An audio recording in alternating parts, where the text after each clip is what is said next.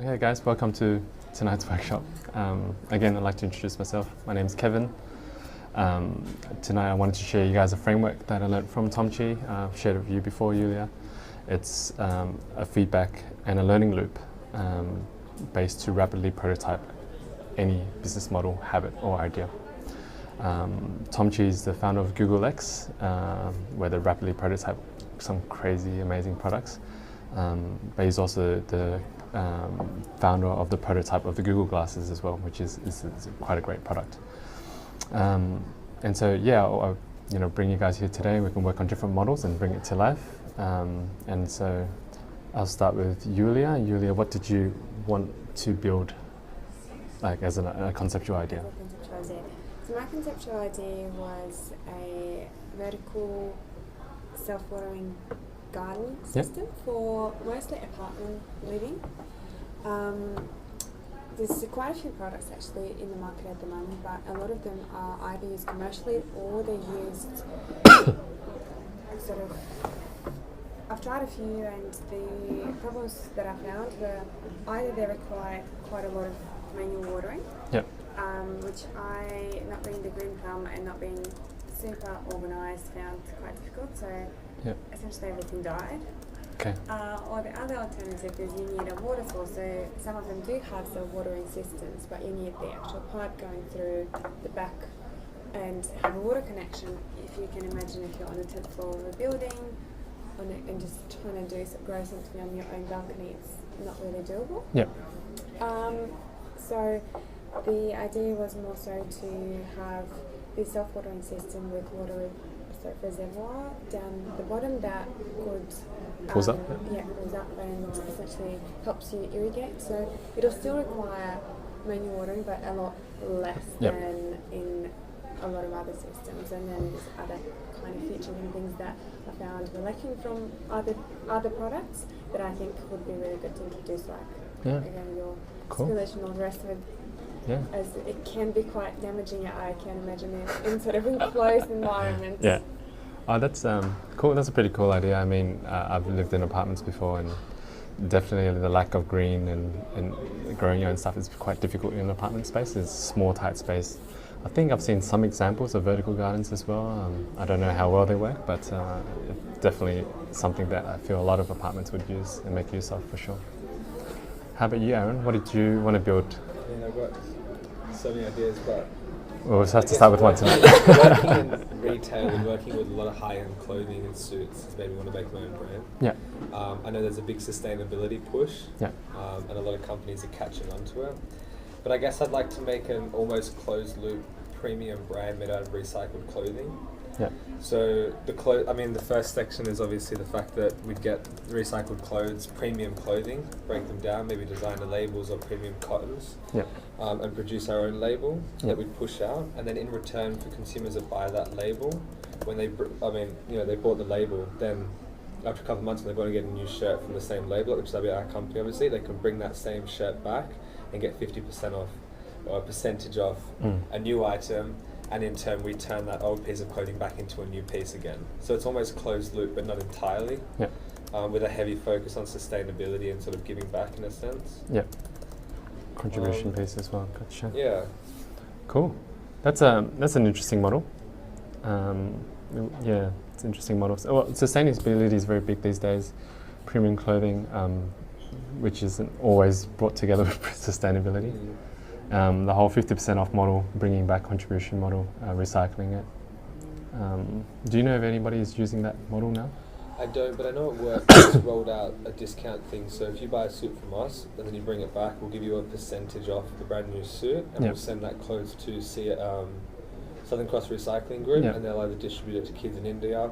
Another portion of us will go back to our manufacturer in Indonesia, and we will either recycle it back into new cloth, or we'll sell it overseas. I see. So that's where I got to the model idea from.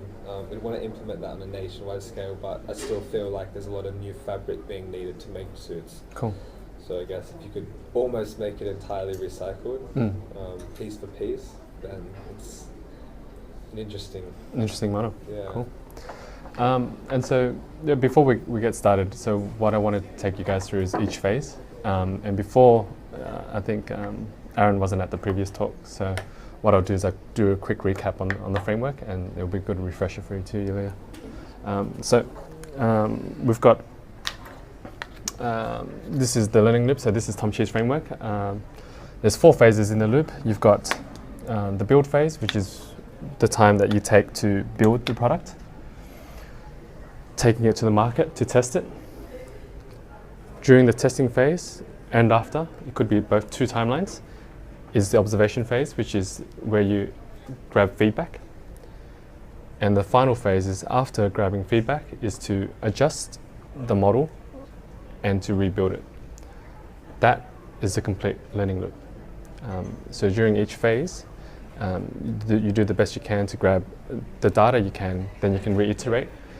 The faster you reiterate, the infinitely better the product can become in a shorter period of time. And it's a very great view for an overview. So I'll use an example. For example, say your vertical garden, Yulia, from scratch. How long do you think it will take you to build a vertical garden, as in a prototype model? If you were to have a think about it now. The test model that could be, say, tested by the market. I'm not sure, maybe 3 weeks. Yep. 3 weeks. So 3 weeks. Yep. So just say 3 weeks. So that's 3 weeks to build your vertical garden, and then how long would you test it to the market? So you've got your it's like a prototype test, yeah, and you're ready to take it out to the market. Yeah. And then how long would you test it with the market for? So it's an interesting question, because with this type of product, there's 2 things. There's your initial impression from the customer, so yeah, just how it looks, how I guess it feels, convenient, not convenient, and then you also have the whole I guess use at home, does it work, does it not work part. So I'd say for the initial part where you just get a feel for, do you actually like it, would you buy it to start with, I'd say results could be fairly quick. Yep. So it'll probably take, I'm not sure how it works with the test groups, probably a few days, or again like probably a couple of weeks. Yep. If we were to do a longer testing over, is it sustainable, like say, how often do you need to water it, etc. So it might take probably, I don't know, 4 or 5 weeks to test. Cool. So there's kind of 2 sides to it, and that's what I'm not entirely sure. Yeah, and we'll get into that a bit more. Yeah. So why don't we average it out and say 3 weeks? Yeah, 3 weeks. And then to observe for feedback would probably be 2 timelines. The first timeline meaning it would be during the test phase. So while it's there in your observing, you get letting them test, you probably want to grab some feedback during those 3 weeks. But then after they've done with the 3 weeks, you probably want to spend a bit more time getting feedback off them as well. Or you don't, so it's up to you. Would you spend more time getting some more feedback after that 3 week period, or you just spend that 3 week period? I'd say probably spend some time after the 3 week period as well, just to try to understand a bit more. Work, yeah. And so how long would you spend?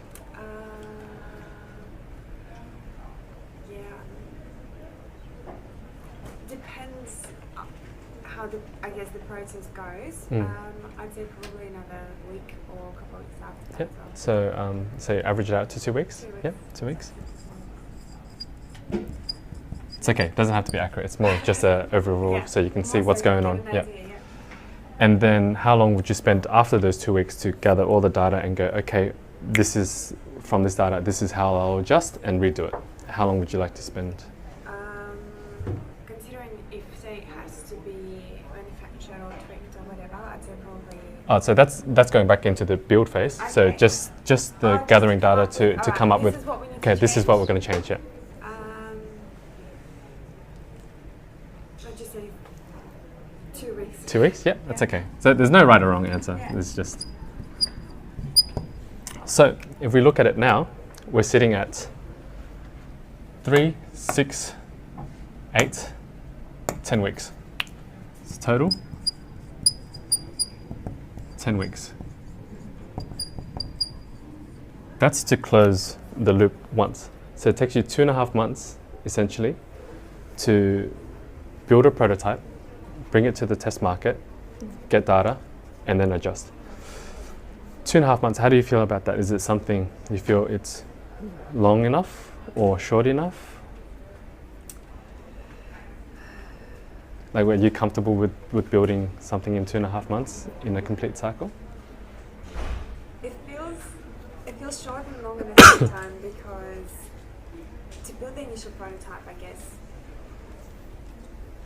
it doesn't seem like a long time. Yeah. But then if you have to go through the loops multiple times and Yeah. adjust it Yeah. every time, it definitely feels like it Feels a bit longer, yeah.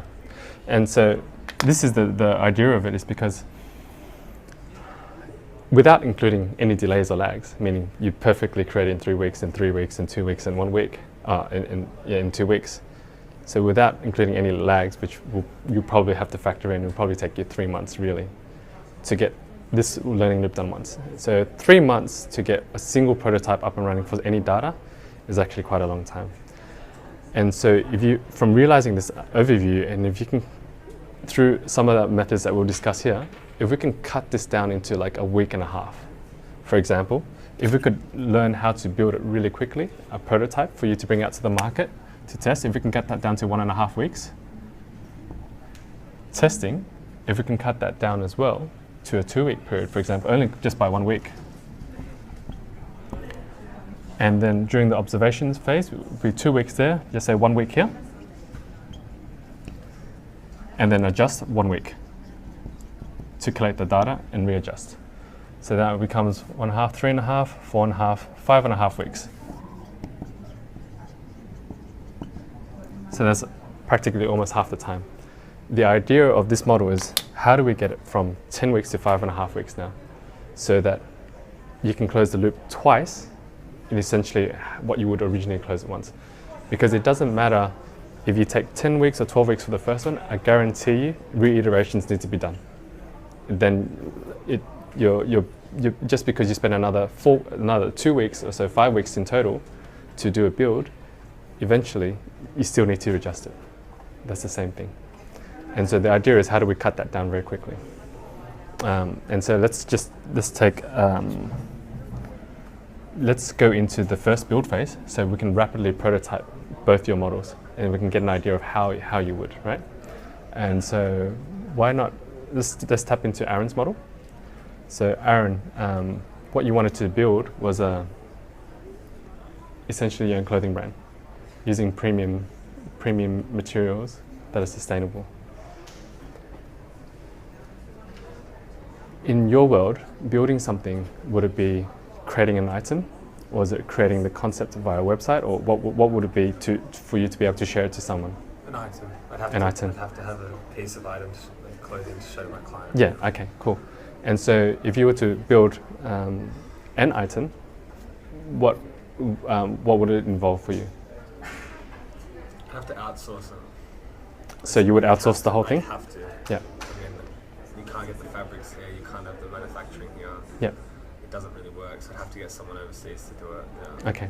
So I feel that that's a bit more of a broader thinking, because then the final product has to be perfect. Meaning that you're finding someone from overseas with the exact materials that you want, with the design, that exactly the design you want. Like, that build process will take quite long. Yeah. For example, I guarantee you that will go into the 4-week mark easily if you were to build it that way. But what if we found the material, depending on do you have an idea of what material that would be sustainable? Not really. For It's just cottons, very high quality cottons. Yeah, so high quality cottons. And so what if we went to a market in the local area, or we went to some different textiles places and looked for a premium cotton, right? Tell me you couldn't buy some material and take it to somebody to sew something up for you. If I'm honest, you can, Yeah. but you can't get the quality cotton that designer labels carry here. Yeah. I've I've tried everywhere, and my mum's a big sewer. Yeah, and so It's very difficult. What we're trying to do here, I guess, is we're not trying to go from A to from 0 to 100 perfectly. So it's not that you're going to get, but it's to get because the thing is, you got to imagine. So the idea is high quality cotton, and then there's the design aspect too. What's it going to look like? Is it a t-shirt? Is it a shirt? What piece is it? Is it a full body piece? And so you have to get the design ready too. All these steps you have to do even before you go to and outsource it. You still have to design how you want it to look, where the seams are, everything. But why not do it with a comparative lower quality cotton? Would that true or not true? Would that work? That's true. Yeah. That's true. And so, for example, sourcing now a good quality cotton shouldn't be too difficult. The next step is, what are you designing? And so, for example, what would it be for you? Would it be the shirt? What would it be? Probably just start with basics like t-shirts. Yeah, so we'll just start with one basic model, a t-shirt. And then why don't you make it for yourself? So you could tailor it to yourself. I'm sure your mum could get your own measurements. I've got some made t-shirts. Yeah. Makes me, yeah. Using the best quality cotton shirt you can get. Yep. You know Fubu? No, I don't. Fubu is owned by Damon John. Damon John is one of the Shark Tank guys. Oh, yeah. And back then what they used to do is they used to actually just take he only had a few units, so he'd take it and he'd let people wear it, borrow it, and they'd take it for feedback, take it back and he'd wash it and he'd bring it to somebody else and do the same thing. Right. So you could do like a small, a medium, a large, one design, get mum to do it, best cotton you can get, have three sizes, share it with your mates, get some market feedback, let them try it, and then we'll go into this phase to dive deeper. But essentially, you've cut down your build phase from 5 weeks, 6 weeks, who knows how long, before you source the right material. And even then, unless you particularly go over there and go, this is actually the material I want, like how do you determine, unless they send a swatch over, Yeah. and you're like, no, this is the one I want. But for them, a lot of it's about volume, one or two for you straight away. But at least going out now to all the textile places, you're feeling the different types of cottons, you're learning more about it. They can tell you the difference, why it's different, why this one's better than the next one. Like you gain that knowledge instantly. That knowledge will help you when you go overseas and you sort out anyway. But it's more of how do we get that to the market for testing real quick? Because you might, at the end of the day, when you close the loop and you go, yeah, I don't know about this design, or I don't know about this whole cotton thing. Maybe it needs to add something else, or it needs to be better somehow. It's too basic, or it's too something, right? It's not the right model yet. But instead of spending 10 plus weeks on it and then realizing that, you realize that in 5 weeks. Yeah. And so that's how we rapidly build it, right? So in your case, the next steps to rapidly build something would be go find some incredible textiles that are really high quality, which is what you want. Grab some, bring it to mum, ask mum if she can make a small, medium, large, extra large, however you want to do it. And that would be your base as a t-shirt or as a shirt or whatever basic you want to start with. And that will be your rapid prototype of the build. Yeah? So is that cool so far? Cool. Yeah. That's good. All right. So that would cut down definitely rapidly into a week and a half, depending on how fast mum works. That's great. Yeah. Cool. Now over to Yulia's side. Yulia, you wanted to build a vertical garden. How did you propose to build a vertical garden in 3 weeks? So idea was to try and find a few ideas. Could either try and make it locally and just use some alternative materials. Yep. Or try find suppliers, or similarly just try and find manufacturer overseas. I guess that's why the 3-week time frame was that. Is that playing around phase? Which way works and which way not? Yes, exactly. And it's more so where do you even find the manufacturers? And there's a couple of things involved with that as well. It's design. Yep. Designing the system so it actually works. Yep. And secondly, just actually building something that kind of looks good, Yeah. etc. But what I'm sort of in light of our discussion, and I think where we're getting, it could even be as simple as,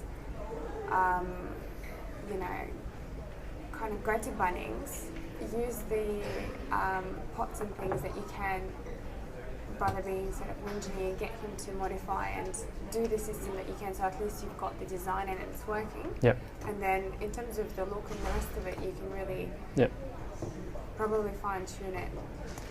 Exactly. You know, you're on it because it's not about it looking perfect right now. For you, it's about testing a system that will self-irrigate. Yeah.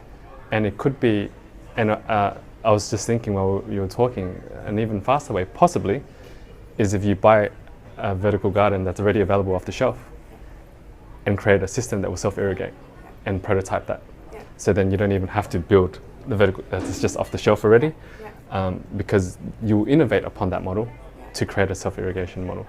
So, you know, for example, I promise you there are vertical gardens out there. You could probably find one in a few days. Yes, 100%. Make the order, purchase it, go back. The tinkering will come how to self-irrigate. Yeah. And so that's when you have to have a bit of a play around. Yeah. But I'm sure we could cut that down a lot faster. True or not true? True. Yeah? Sunday, Yeah. as I was going to the workshop, I was thinking, okay, well, Sunday I think I'm building the vertical. Yeah. Because the challenge with like your initial idea, finding the wholesaler, find the manufacturer, that's going to take a while. Because then you're going to China or you're going to this. It's like, oh, I want to manufacture this. Show me the sketch designs. Show me all of this, and then eventually, by the time you even get to one model being made, it's down the line. And then after that, then they want some die models being made, and like, they want you to manufacture not one or two. They want you to manufacture a few thousand, but you haven't even tested the market with one unit, let alone 1,000 units. That whole die finding manufacturing comes down later down the track. Yeah. So right now you're still testing the model, because when we take it to the next phase and we go test it, it's like, how does the market receive it? Because the issue with a lot of us thinking about our ideas, and we've got so many ideas, and we think, oh, you know, that could work really well, the market will really take that. The challenge with most of us is that we think that we know better. We think that we've got the best idea. When in actual fact, who we should be listening to is the market. The market is where it lies. They give you the feedback, you reiterate, versus you think you know better and you just drop everything on the table, because they will tell you what's right and what's wrong, and you've got to fall in love with the customer, not just your product. And that's why this loop it works live very well, because you straight away live feedback, and then you can reiterate quickly. Same as, you know, Jeff Bezos from Amazon and all those guys. They'd rather do something 10,000 times than just to get it perfect the first time. And they know it doesn't work that way ever. It does never work that way. Cool. So we're okay on that, on the build phase. All right, let's move on to the test phase. Now back to Aaron. So this is how we're gonna be doing it. So Aaron, we've got 3 or 4 sizes done from Mum. Some made from some high quality cotton. Now we're going to take it to the market. We're going to get some feedback and we're going to go test it. Just sharing with you before, the FUBU model is you take it out and you share it with a couple of people. I remember sharing the cookie parable last time. Yulia, do you remember the cookie parable? Yes. Yeah. So I'll share with you, Aaron, as well. This is an example that Tom used. And it's just say, you and I, we've got this gung-ho cookie recipe, right? It's an awesome recipe. It's the most delicious recipe ever. And we go, man, we're going to absolutely nail this. Let's go out and do this, right? So me and you, we bake 100 cookies, and we go out to the market, and we're like, man, this is going to go gangbusters. So we go out there, we sell 10. We sell 5, and then we sell another 5, so 10 total so far. We've got 100 cookies, remember? May I have your attention? Okay. The first 10 customers get sick from our cookies. So at that point, do we sell the other 90 cookies, or do we stop there? Stop. We stop there. We're killing people who don't want to get another 90 people sick, right? And so the idea of testing here, guys, is that you don't need to go out and test with 1 million people or 1,000 people. If you share your products with 10 people, 15, 20 people, asking the right questions for observation, it's enough for them to go, Aaron, man, like this is like terrible, or this is just average. Like you'll get the feel very quickly. You don't need to bring it to 1,000 people to tell you that it's average, or that it's not good enough, or that it's amazing. Because if it's amazing, they'll tell you straight up. If 10 people tell you it's amazing, different markets, not just all family based, then you'll get a very quick idea of the feedback, and then you can reiterate a lot quicker.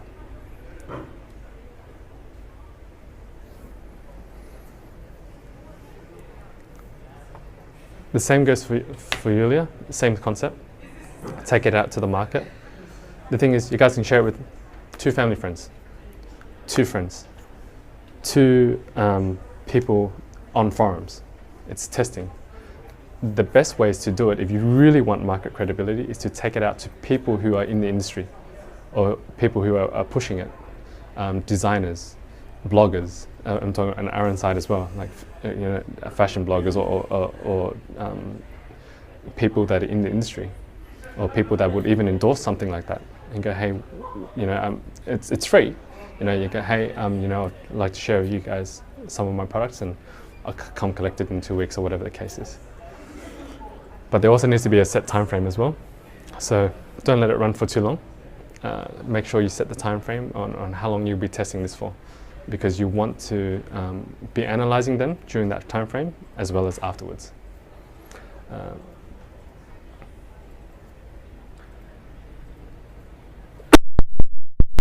Next part I'll take you guys into is the observation phase. Am I moving too quickly for you guys? No, it's okay? Cool. So the observation phase, I kind of shared this a little bit before in the last talk, but I'll break it down again. There's this concept called conjectures versus actuals. So this is another concept shared by Tom. Conjectures, and this is for feedback, and it's in every form of feedback. Conjectures is a guess of the future. Actuals is a direct experience of the product or service at that time. So I mention again, conjectures is a guess of the future. Actuals is a direct experience of that product or service at the time. Example. Say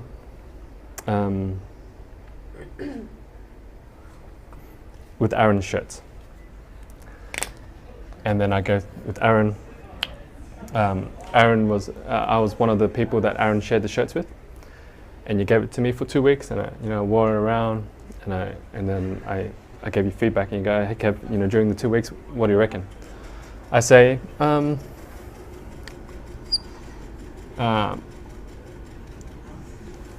after 2 washes, got big. Right, so it's stretched. Another feedback, started to tear at edge. Another feedback, started to took a while to dry. So after me sweating and so on, and then I go into also continually giving you feedback. I say, I think you should have longer sleeves. I feel it's a bit too short. I think you should have longer sleeves.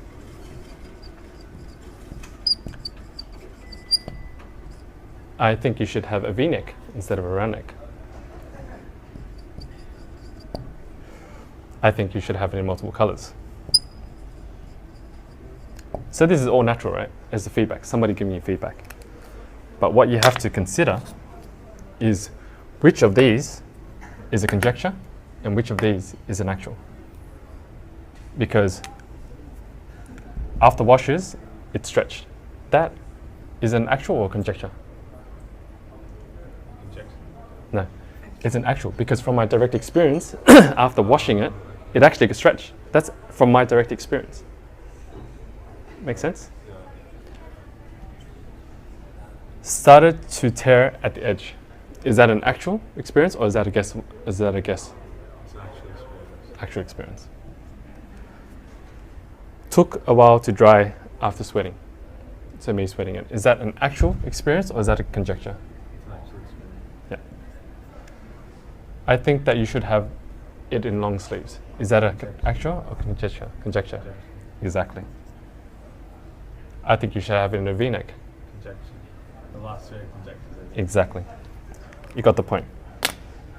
Feedback like this comes all the time, even as mates. I reckon you should do that. I reckon you should do that. It's like, is that you guessing in my position what you should do? Because my guess is as good as your guess. Sometimes you have to dive a bit deeper into the conjectures. Sometimes there's an actual line behind the conjecture. For example, long sleeves. Why should I get long sleeves? So may I ask why you think I should have long sleeves? Oh, because it rode up to here. It's like, oh, maybe because you're a medium and I gave you a small. What if I gave you a medium? Or I much prefer it covering my elbow, or whatever the case is. There's always an underlying reason. Sometimes there's an actual behind the conjecture. But where you should be sifting for feedback during the observation phase is all actuals. That's where you need to look for. So to help sift for actuals is also some questions. And I want to go into this other point here for you guys. Oops. Another point here for you guys is with products, generally, when you're testing it with friends or anybody else, if a product is not 3 points or above another, it's hard for people to tell or to verify that it's a better product. I'll give you an example. Say we created a shirt, and say most people wear, just say, an Oxford shirt, right? And we'll go to them. So rating from 1 to 10, a standard Oxford shirt, to the people that you're testing with, what would you give it 1 to 10? Right? They might go, oh, it's all right, it's an average shirt. I'll give it a 6. And now going to your shirt, so Aaron's shirt, same question. 1 to 10, what would you give it? And most people will go, I'll give you a 7. If it's not more than 3 points above that, which means if they don't give you a 9 plus, between these two shirts, is not enough of a significant difference in a product. Does that make sense? Yeah. Because when people rate it very close to something that is standard, it's not enough of an impact for them to go, man, Aaron's shirt is that much better. And because there's not much of an impact, there's not much point of difference. Does that make sense? So how would you test, say with the vertical garden idea, Yeah. if people never had a vertical garden before, or they don't know any other product, Yeah. or haven't used similar products, how would you And so test this? it'd have to be tested based on what they're already using, which is a clear difference. For example, if they don't have a vertical garden, they've probably just got a few pot plants that they have manually pour. Yeah. Of course, the vertical garden that's self-irrigating is going to be 10 times better than you manually pouring the Yeah. pots. So it's based on what they have. Okay, so for example, I have beautiful neighbours, Yeah. similar situation, balconies and all that, Yeah. and they have pots but self-irrigation system that they build themselves. Yeah. So for example, for them it'll be a clear comparison Yeah. between their existing system Yeah. versus Your system. my Yeah. system. So then they would you'd have to rate it off their base. So okay. So your system at home right now, that's self-irrigated pots, not a vertical garden, but their own method, what would you rate it out of 10 in terms of efficiency or usability or serviceability? And they might give you a score. And you go, okay, cool. Would you please try my system? I'll bring it over. I'll let you try it.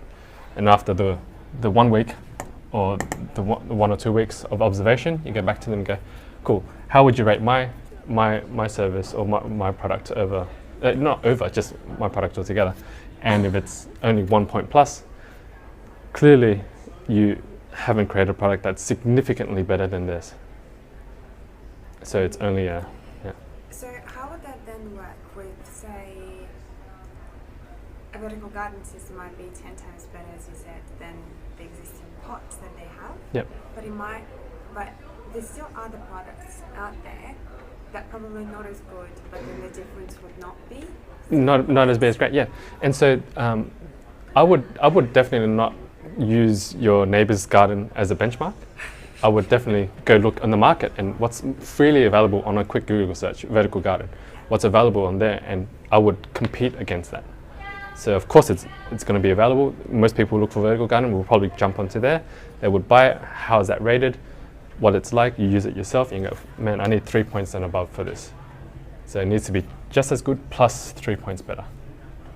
And then that's when the difference really comes in. People really notice the difference between your product and something else.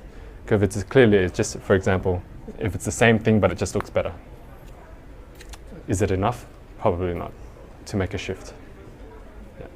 And so that segues into quality questions when you're doing your testing. So you take those shirts, you bring it to your friends, your mates, all these other people, and you share with them. They go, okay, cool. Well, what kind of questions would you ask them? You know, what kind of questions do you want to know about? Is it more of the fitting? Is it more of how they feel? Is it a sense of purpose? Is it a sense of design? You can get all those feedback. The same thing with Yulia's stuff. You go, was it easy? How difficult was it? You grab as many quality questions as you can. The thing is with people that you know, it's easier for you to get comments,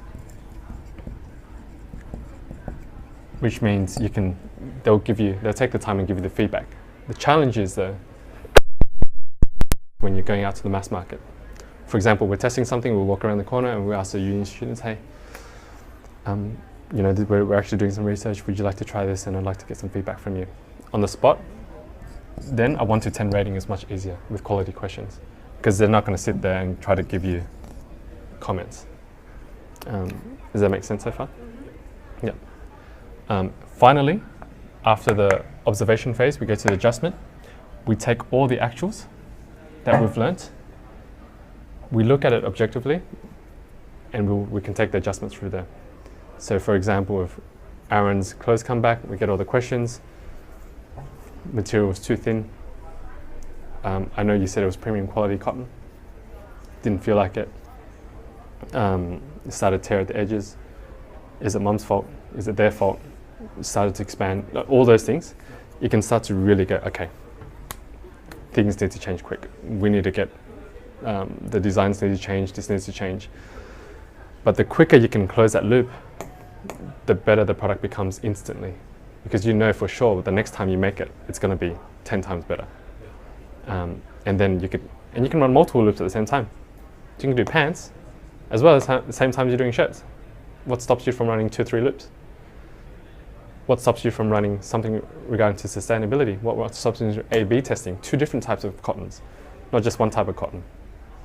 So it's infinite as long as what your time and resource and availability is like. Same on Yulia's side. After the feedback you get, it was leaking. We couldn't mount it properly. You'll get a gazillion things that you've never thought of, because remember, we always think, oh, it'll work. It'll be fine. It comes back the most minuscule little factors that come out, and you really, you looked at that. Like I remember, I was doing because with this prototyping, it's countless. You can do it with physical, which is what you guys are doing now. You can do it as communication based, which means conversations. We can prototype conversations. We can prototype software, so apps, online, everything. And as well as habits and whatever that you guys want to build as well. And I was doing one which was a website base, and I was observing the user for feedback. So I told them, talk out loud while you scroll through the website, so I can get the feedback. And like, oh yeah, I see this. Yeah, cool. Yeah, that color's a bit thing. Okay, bang, conjecture. Yeah, that. Oh, where's that? Oh yeah, I see this. Yeah, okay, I got that information. And then they missed the whole main bar at the top, like completely, by a long shot, which is the crux of everything. And it was just, for me, who's been working on it, it's how could you miss that? It's right in front of your face, right at the beginning. And they look everywhere but that.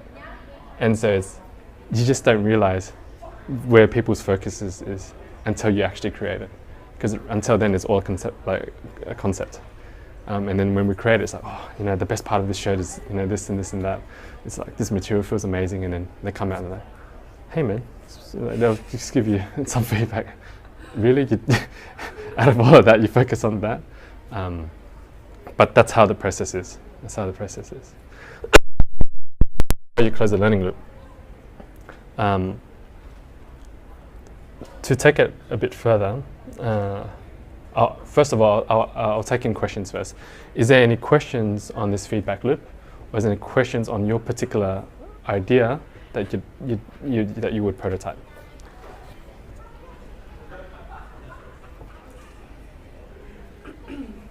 So say,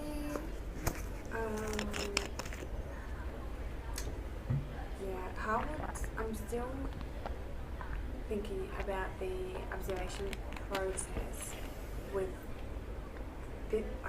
particularly with the vertical garden idea, because it might take them sort of a couple of weeks to go through the cycle of actually sort of refueling it and seeing if plants actually survive and if it still looks good, and as you said, if it leaks or it doesn't know if it leans or whatever.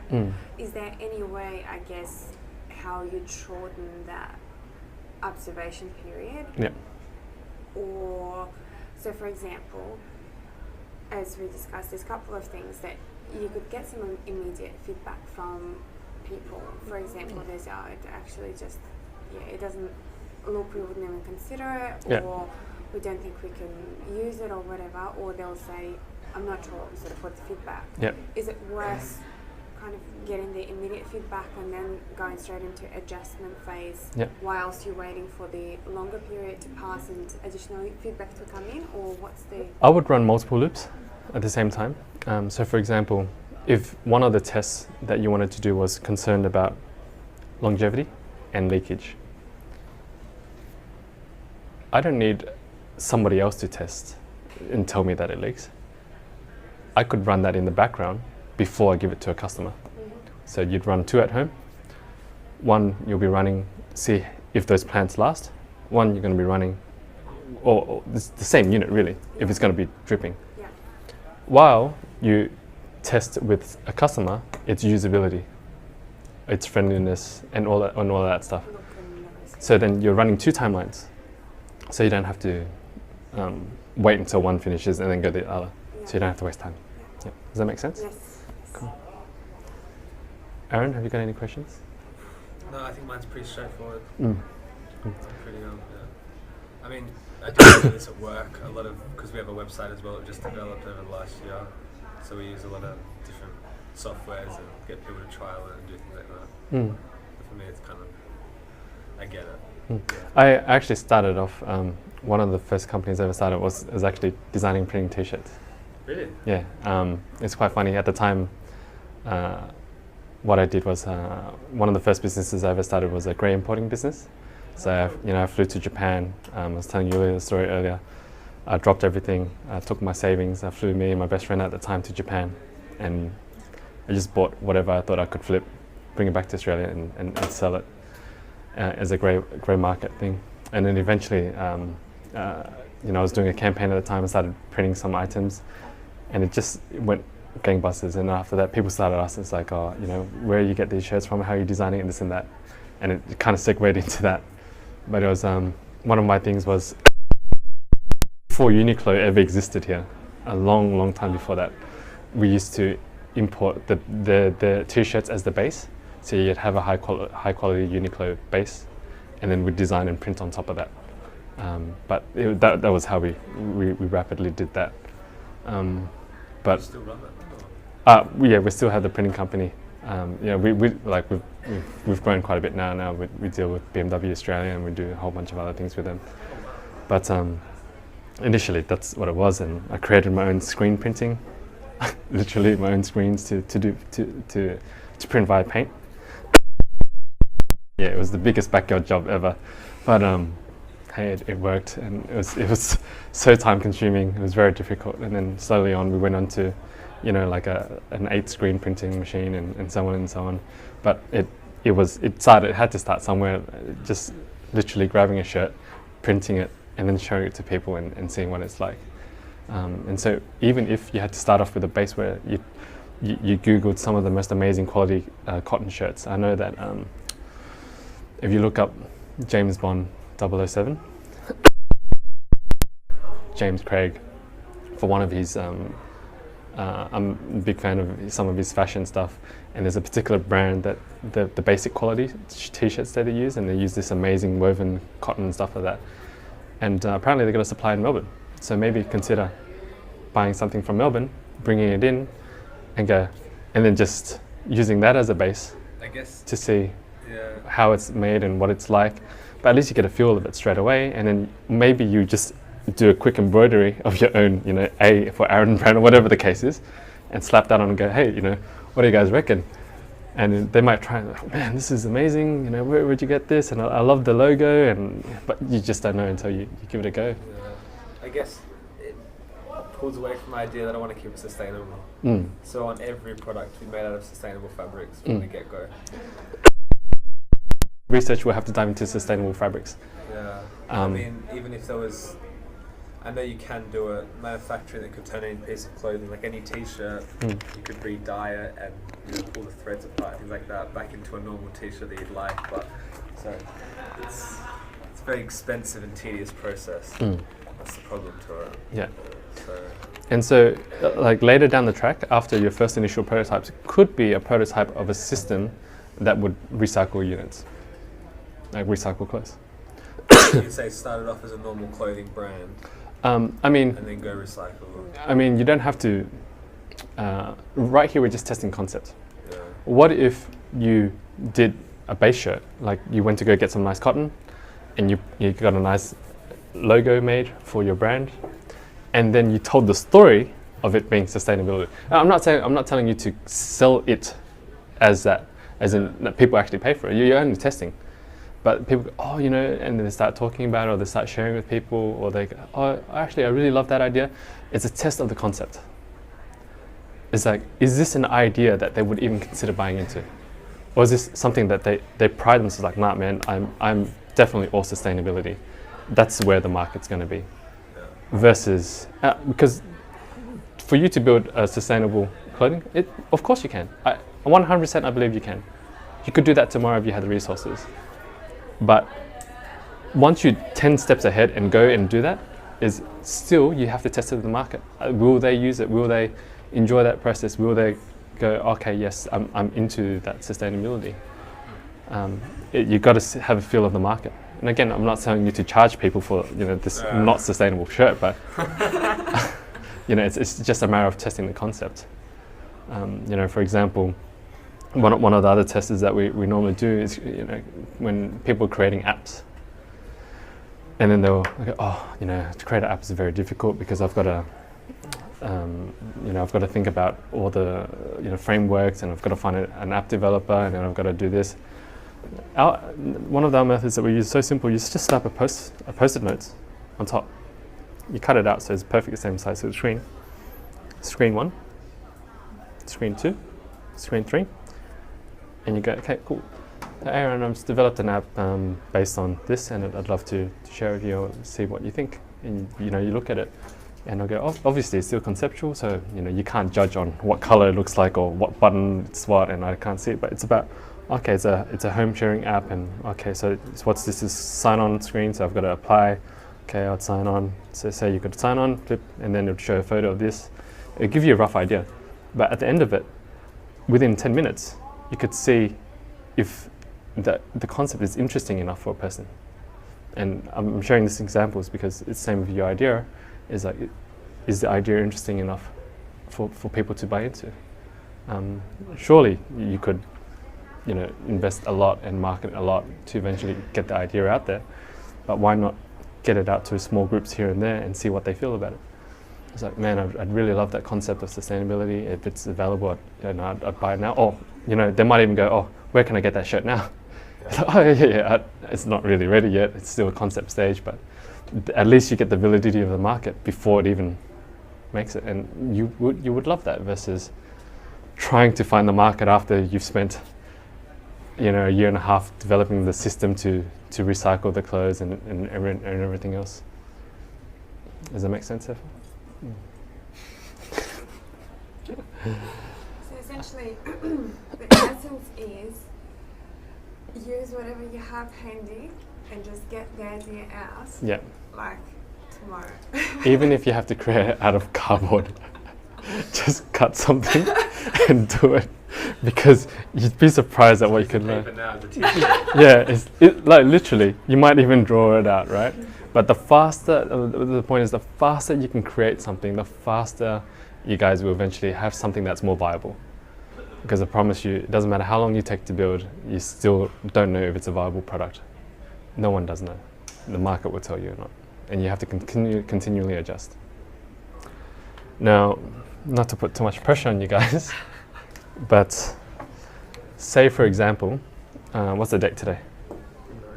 The 9th, right? I'll start with Yulia. When do you think you might get a start on this? Sunday I'm building the Sunday? vertical garden. Okay, so today's Going. So Sunday would be the 11th.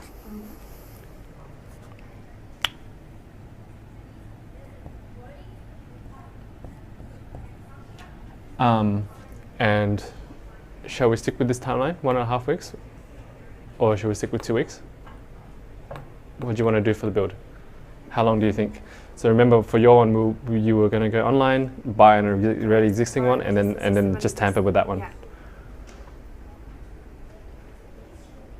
Let's say 2 weeks. 2 weeks. So 2 weeks would be to the 25th. Yeah. Yep. Then we've got the testing. Mm-hmm. So 25th, 2 weeks would be the 8th.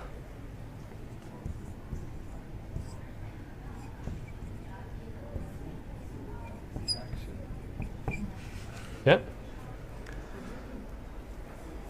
Then from the 8th,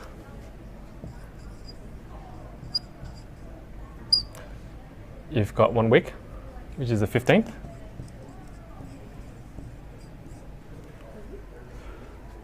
And then to the just, you've got 1 week. What was that, 22nd?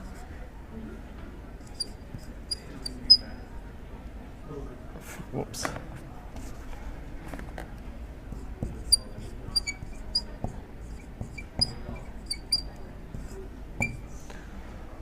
So, you'd have one closed learning loop by the 22nd of April. By the time I go to China. Huh? By the time I go to China. By the time you go to China. That's perfect. We should, yeah, that's okay, right? Before you go to China, so you have an idea. Now, do you feel this is a realistic time frame for you?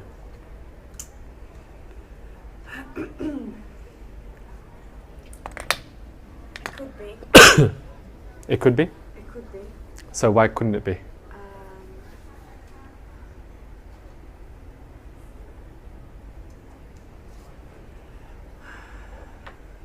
Which part do you think is unrealistic for you?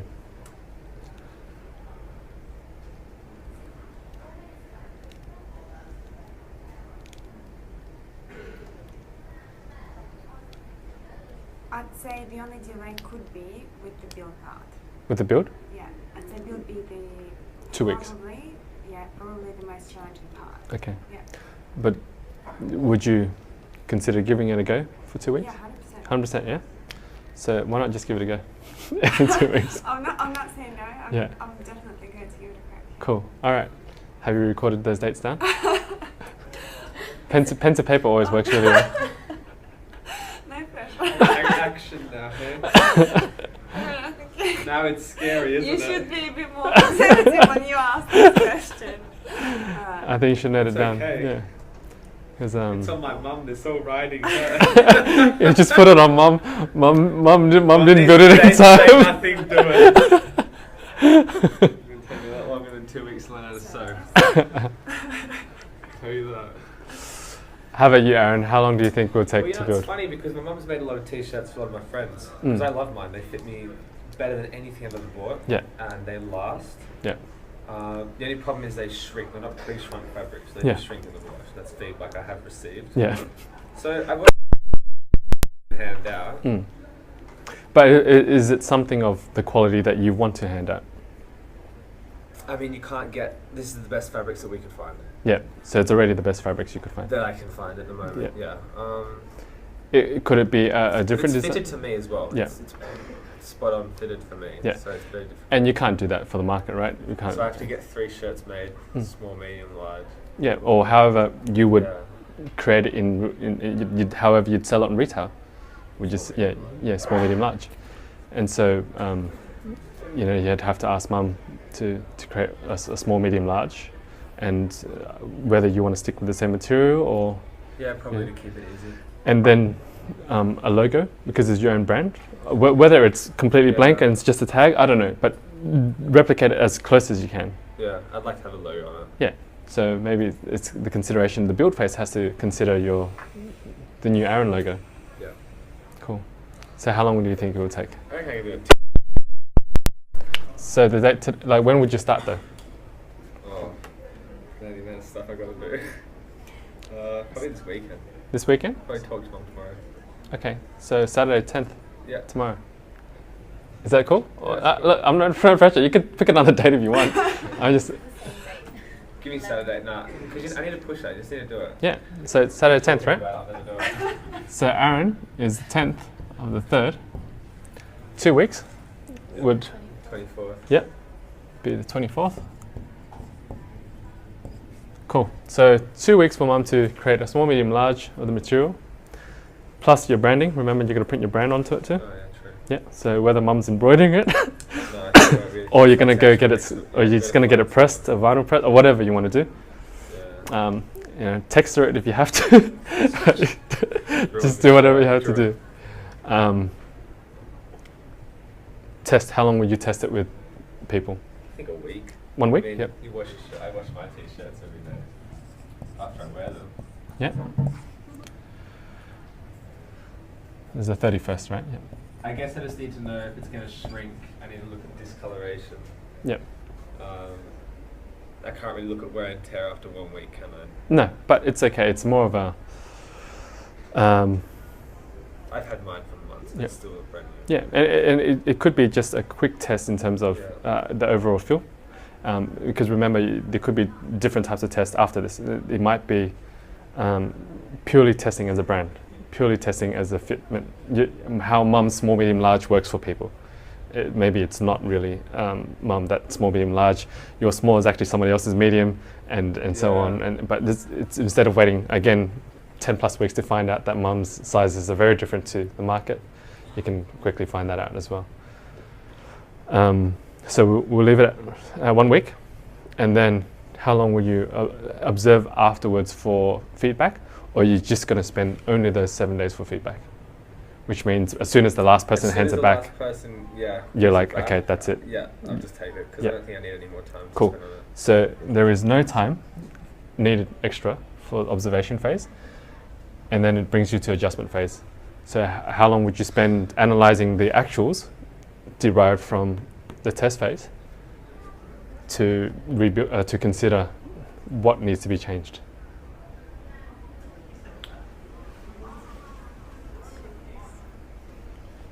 Making 2 weeks. You want a t-shirt too?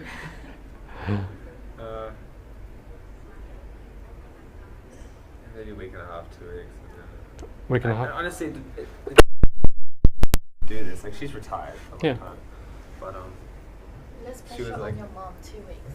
yeah, she's always wanted to make t-shirts and maybe do something just for fun and sell them at markets or whatever. So Yeah, you never know. yeah, maybe 2 weeks. 2 weeks, okay. 31st, so it'll be the 14th. Because when you're doing it by yourself and you're making it on a sewing machine, it's actually very difficult. Yeah. You've got to undo everything you do. So if you get the neck wrong, you've got to undo the whole neck, redo the whole thing, so it's not... So just so I got this clear, it's not the rebuild, right? It's only analyzing your feedback so that you can rebuild and adjust yeah, in the same yeah. one? No. Then as soon as you get, as soon as you analyze, yeah. So just a week, yeah, exactly. So you don't need 2 weeks to really analyze what you have. You can spend a week, so you can really think about it, and then you discuss it with mum and discuss it with a mate, and then you go, okay, cool. How are we going to do this? Okay, done. And then you go into rebuild phase. Yeah. Yeah. So just 1 week. Yep. No, I'm jumping the gun here. To 7th of 4th. How's that look? So 7th of the 4th would be your first closing loop. Yeah. Cool. You gonna write that down? It's all in here. It's all I gotta know is the end date. No, you actually need to keep yourself accountable for... I gotta make an effort, yeah. Yeah. Alright. Is it alright to just take pictures? Of course, of course. Yeah, can I do that? Yeah. So technology's probably like smarter, not harder.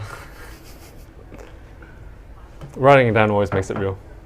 It does. It's something about putting pen to paper. Pen to paper is always... Except I did that a lot and I still got nothing. Well, you guys are being recorded, so there's definitely an accountability factor, and yeah, expect me to chase you guys up on this.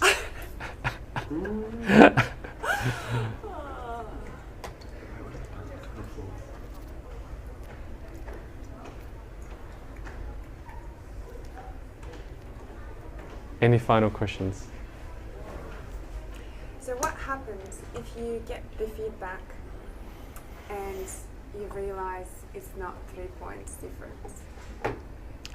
You reiterate, you rebuild. It's your point of difference. With every product you need your point of difference. You have to find that. And this is where it's not easy, right? Just because you can build something in 5 weeks, it doesn't mean that it's a successful product. It just means you've got something to start working with. Yeah. It may take you, very rarely you strike gold in the first shot. It may only take you 2 or 3 reiterations. It may take you 100 reiterations before you get to what you want. But that's the thing. Like Facebook and all these programs, when you first looked at it, it was terrible. It's on a million reiterations before what it is now. Everything takes time, from concept to design. Without making excuses, Yep. if my mum couldn't do it in this time frame, Yep. is that okay? Um, Am I gonna have to like force this on her? No. This is the thing. There is, like, never underestimate the power of decision, because if you decide that this is the time frame, It'll get done. it can get done. If your mom can't do it, it doesn't mean you can't get someone else to do it. You know what I mean? And so, it's up to you. You can push the build date, no problem, and go, well, mom can't do it during that date. She can only start on the 24th, which means you push that 1 week, 2 weeks, 2 weeks, and so you end up on, the 21st of the 4th. That's totally fine too. Like, it's up to you. But wouldn't it be better to push it? Just to get it done. Because you'd still close the loop just as it was, because you'd still get the same feedback. I mean, not the same feedback, you'd still get the feedback you need, even if you got someone else to do it. Mum could still take those measurements from that and help you build the next one, no problem. But yeah, it's really up to you. I would try my absolute best to stick to it, Yeah. which is why it tries to keep you accountable for it. Because at the end of the day, even if this whole process took you delay, work delay, got sick, this and that, and you end up doing 10 weeks for one closing loop, you've just lost that, another 5 weeks. And so, it's on your timeline. There's no wrong or right. It's just how fast you want to get better. We're also on camera, so. Yeah, there you go. Oh, good. Yeah. So how'd you guys find it? Good. Yeah, Very good. bit more detail. Yeah. It simplifies it a lot, because when you go into thinking about building a business, So, oh my god, this, and I can't do this, and I can't achieve that. But when you just put it like this, you know, like you said, a cardboard cutout, if that's what you need to do, just to validate the idea, then, you know, it really does simplify it. It's like, yeah, wow, why didn't I just start this a long time ago? Exactly. So When you weren't there at the talk that night, but I one of the products I developed is it's a drink, right? Instead of going to order the right bottle and this, I literally cut cardboard and built the bottle in the color that I wanted it to be, and very quickly realizing just that very quick prototype not being much, I'd realized the size of the bottle was nothing close to I wanted it to be. Like the feel was too big. The bottle was like this big. It's like, and I found so many things like how it feels, it's too much, what it's like, it's going to be too many mils, and so then it gave me an idea already of what size bottle to look for after that, in one very, very simple process. So never underestimate like how quickly you close that loop, even if it's just, you know, just sticking material together and just slapping it on and slapping your logo on and just writing it out as in Texter. But at least you're wearing something with a Texter on it, and what your brand would look like. It's at least it's there, physical. You can see it and go, yeah, I don't really like that look. I don't really like what the A looks like or how the A is drawn. But you can play around with that. And the faster you play around with those designs, the quicker you get to something that you prefer. And it's easy to get stuck in the process because, you know, you're always stuck in this loop and you're doing it again and again. But when you get somebody who's looking from the outside in, they're like, wow, how did you get there so quick? How did you get there so fast? How did you get it to that stage so quickly? And then you'll be sharing your story back again to them. It's like, well, I just did this, I closed it, and then I reiterated this, and it didn't work, and I redid this, and then I got to there. And I found out this problem, but I just found that out fast versus trying to do everything under the wraps and doing it perfectly and so on. I've got a question. Sure. So we're talking about so I understand the first loop process. Your first loop essentially is more so testing the concept, try and find the biggest sort of holes in your idea and how it feels and how it looks, and essentially getting it up to other people to sanity check it. So yeah. That's your first loop.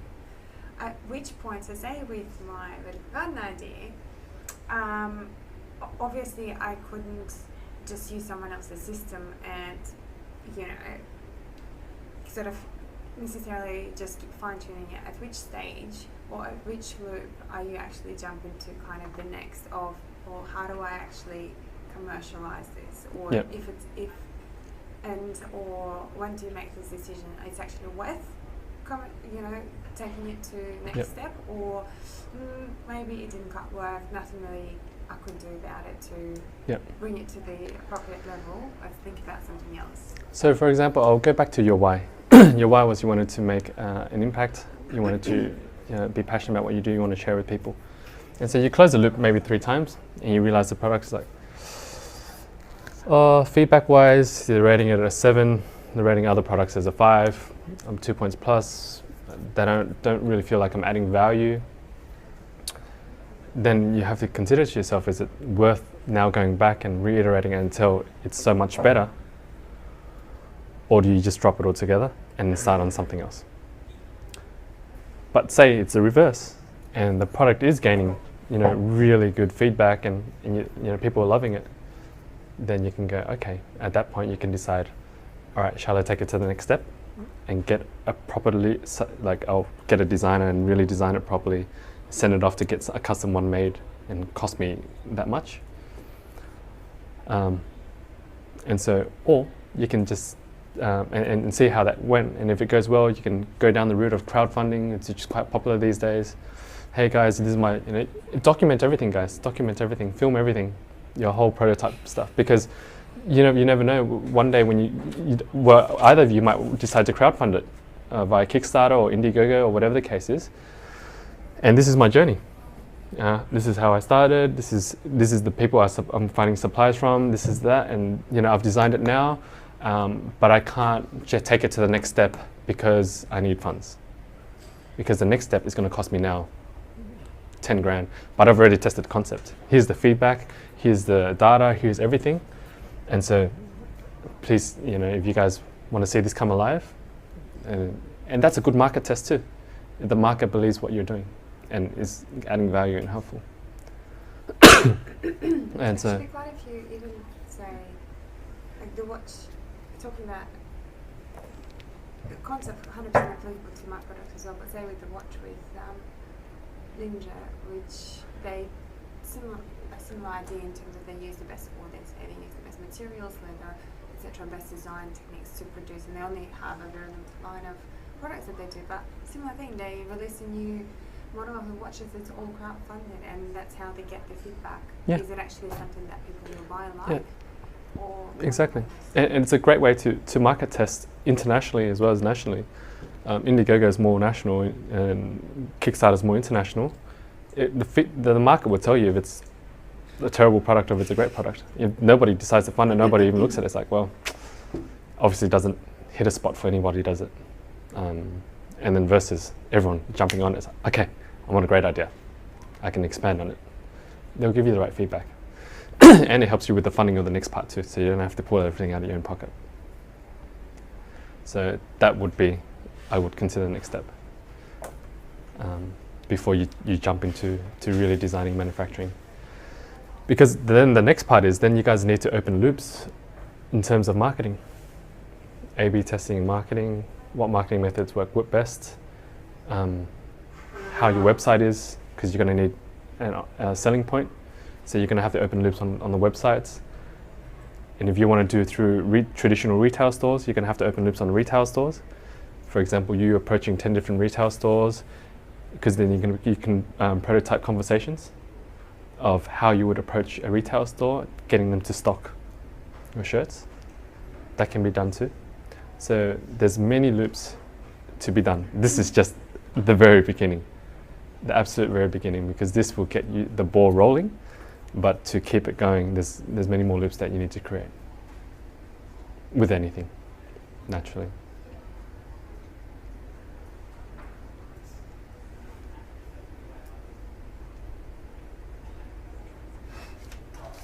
Because a lot of people sometimes jump the gun and go, well, how do I monetize it, Kev? Where do I start making the money? And look, of course you can create loops to try to sell something really quickly. But for longevity's sake, for your brand longevity's sake, you want to start with a good product. You want to start with a product that you believe in, a product that actually works, and a product that makes an impact.